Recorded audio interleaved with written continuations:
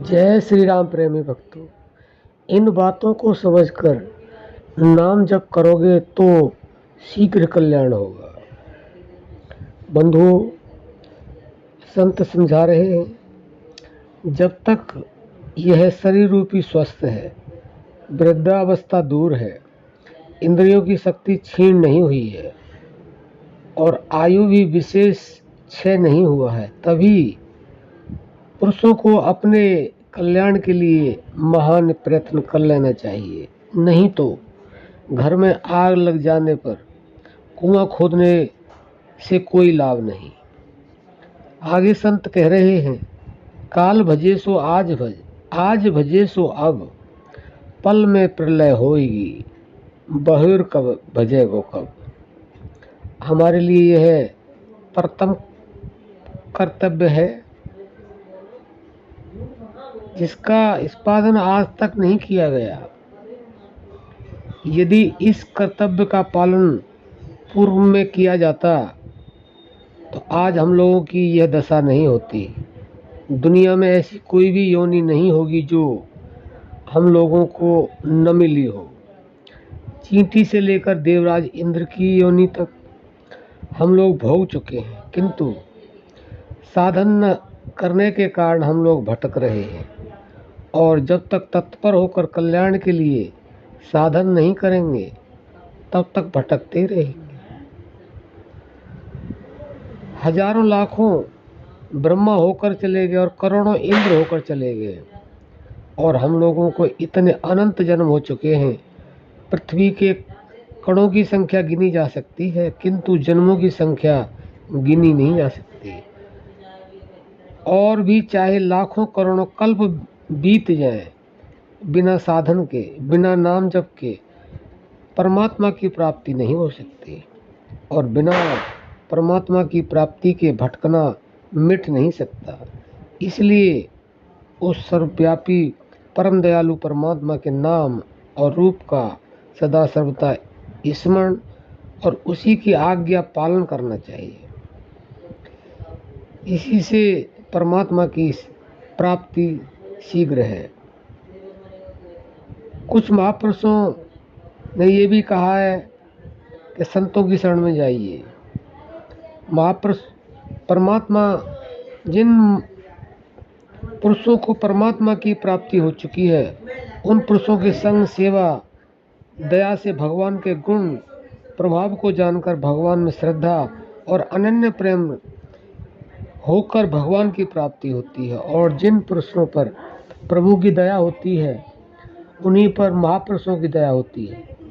संत इसके बारे में लिखते हैं कि जा पर कृपा राम की होई, ता पर कृपा करें सब कोई। प्रभु की दया से महापुरुषों का संग और सेवा करने का अवसर मिलता है। यद्यपि प्रभु की दया सबके ऊपर ही अपार है, किंतु हम लोग इस बात को अज्ञान के कारण समझते नहीं, विषय सुख में भूले हुए हैं।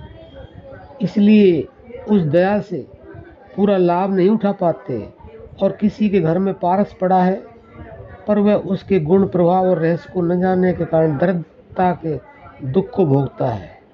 उसी प्रकार हम लोग भगवान और भगवान की दया, रहस्य, तत्व और गुणों को न जानने के कारण दुखी हो रहे हैं। इन सब को जानने के लिए महापुरुषों का संग, सेवा और प्रभु के नाम, रूप, गुणों की चरित्रों का ग्रंथों में अध्ययन करके इन सब का कीर्तन मनन करना चाहिए और नियम से एकाग्रचित होकर के नाम जप करना चाहिए। क्योंकि यह नियम है कि कोई भी पदार्थ हो, उसके गुण और प्रभाव जानने से उसमें श्रद्धा, प्रेम और अवगुण जानने की घृणा होती है। और यह बात प्रसिद्ध है कि परमेश्वर के समान संसार में कोई गुणी है ही नहीं और ना ही कोई प्रभावशाली, जिसके संकल्प करने से तथा नेत्रों के खोल और मूंदने से क्षण में संसार की उत्पत्ति और विनाश होता है, जिसके प्रभाव से क्षण में मच्छर के तुल्य जीव भी इंद्र के समान और इंद्र के तुल्य जीव मच्छर के समान हो जाते हैं। उतना ही क्यों, वह असंभव को संभव और संभव को असंभव कर सकता है। ऐसी कोई बात है ही नहीं जो उसके प्रभाव में ना हो सके। लेकिन यह कब होगा? यह निरंतर नाम जप से होगा। तो बंधुओं, बल्कि भजने वाले की उपेक्षा भगवान नहीं करता, बल्कि भजने वाले को स्वयं भी वैसे ही भजता है। जिस रहस्य को किंचित भी, इस रहस्य को किंचित भी यानी कि जो हमने बताया है, इस रहस्य को जरा भी कोई जानने वाला पुरुष होता है, क्षण भर के लिए भी वह प्रभु के वियोग को सह नहीं पाता है। तो बंधुओं, ये जो बातें बताई इनको समझना, जीवन में उतारना, और नाम जप आपका हर समय, हर क्षण, हर पल होना चाहिए, ताकि अगर आपसे नाम छूट जाए तो आपको इतनी बेचैनी होती कि अब मेरा प्राण चला गया। तो बंधुओं, आप जो ना कुछ सोचते ही नहीं, कुछ विचारते ही नहीं, सब आपका अपने आप होता, और यह वास्तव में संतों का, महापुरुषों का हुआ है और होता रहेगा। तो आशा करते हैं कि आप इसे अपने जीवन में जरूर उतारेंगे और नाम जप को निरंतरता और एकाग्रता से अपने जीवन में इस तरह से रखेंगे कि प्राण जाए पर वचन न जाए, यानी कि प्राण चले जाए लेकिन नाम जप न छूटे। तो समझ लो कल्याण अवश्य होगा। वो आपको जो चाहिए वह अपने आप मिलेगा, सब कुछ अपने आप होने लगेगा। अब हम अपनी वाणी को विराम देते हैं। जय श्री राम।